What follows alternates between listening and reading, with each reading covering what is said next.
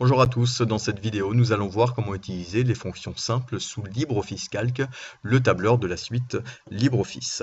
On va retravailler avec notre tableau qui nous montre un petit peu les usages d'Internet dans le monde. Et puis on va aller remplir la ligne 10. Cette ligne 10 s'appelle Total. On doit y voir figurer les totaux, autrement dit les sommes, colonne par colonne. On va cliquer dans la cellule C10 et pour demander au logiciel de nous calculer la somme de cette colonne, on va utiliser directement l'assistant de fonction, la touche FX, en cliquant dessus.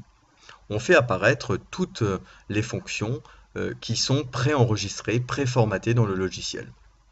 Alors pour faire apparaître la fonction somme, on va la rechercher directement ici en tapant le mot somme et puis on va la sélectionner dans la liste. On va faire suivant. On peut rentrer tout un ensemble de cellules ou d'ensemble de cellules. On a 4 champs possibles, on va simplement nous utiliser le premier. Et avec l'outil sélectionner, on va lui donner l'ensemble des cellules, la plage de cellules sur laquelle il va travailler. Je réduis ma fenêtre et je fais OK. Il m'affiche 100%, alors je vais double-cliquer dans ma cellule, on va regarder la syntaxe, ça commence par un égal, suivi du nom de la fonction, et entre deux parenthèses, il a introduit la plage de cellules que je lui avais donnée. Cette somme, je dois la répéter dans la colonne E et dans la colonne F. Autrement dit, je vais pouvoir tirer ma formule de 2 rangs sur la droite. J'attrape la poignée de recopie et je tire jusqu'à la colonne F. Je lâche. Je vais double-cliquer dans la cellule E10. On voit que la plage de cellules s'est naturellement décalée d'un rang sur la droite. Je fais échappe et je vais faire la même chose dans la colonne F. Ma plage de cellules s'est décalée automatiquement, encore une fois, d'un rang sur la droite. La seule petite correction que l'on va faire ici, c'est que lorsque vous tirez une formule, eh bien le format est automatiquement répété. Donc on voit qu'il a conservé le format pourcentage, mais ici dans cette colonne, je ne suis pas en pourcentage. Je vais donc le supprimer. Je vais utiliser par exemple la somme de la colonne C, qui est au bon format, c'est un format nombre. Je vais cloner son format, je vais utiliser l'outil clonage. Je clique dessus et je vais l'appliquer dans la cellule E10. Il m'a supprimé le format pourcentage.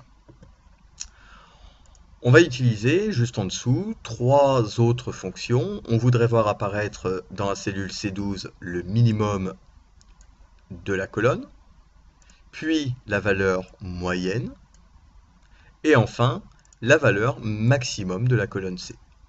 3 nouvelles fonctions distinctes qu'on va trouver directement dans l'assistant de fonction. Ça fonctionne de la même façon que pour la somme. La fonction qui fait apparaître la valeur minimum, elle s'appelle min. Je la sélectionne, je clique sur suivant. On a toujours la même fenêtre de paramétrage, on utilise l'outil sélection, on lui donne la plage de cellules, on réduit et on valide. Un bref coup d'œil sur la formule, ça commence par un égal, suivi du nom de la fonction, min, entre parenthèses, il a réintroduit la plage de cellules que je lui ai donnée. Pour la fonction moyenne, assistant de fonction, elle s'appelle moyenne, on la sélectionne, suivant, je vais lui donner la plage de cellules sur laquelle calculer, je réduis, et je valide. Et la fonction qui va nous donner la valeur maximum de la colonne, elle s'appelle la fonction max. On utilise l'assistant de fonction. Je vais taper max. Je la choisis. Je fais suivant. Je sélectionne la plage de cellules avec ma souris. Je réduis et je fais OK. Ces 3 fonctions, minimum, moyenne, maximum, je dois les répéter sur les colonnes D, E et F. Je vais pouvoir sélectionner en un seul coup mes 3 cellules, puis utiliser la poignée de recopie et me décaler progressivement jusqu'à la colonne F. Il va répéter, il va décaler de colonne en colonne les 3 formules que j'ai utilisées. Encore une fois, il y a des corrections à faire, elles concernent uniquement les formats. Cette fois-ci, je dois faire apparaître dans la colonne D et dans la colonne F des résultats en pourcentage. Je vais donc tout simplement utiliser une cellule qui est déjà au format pourcentage. Je vais utiliser l'outil clonage, l'appliquer sur les 3 cellules, et puis je vais répéter l'opération, outil clonage, et je répète sur les 3 cellules de la colonne F. Et voilà.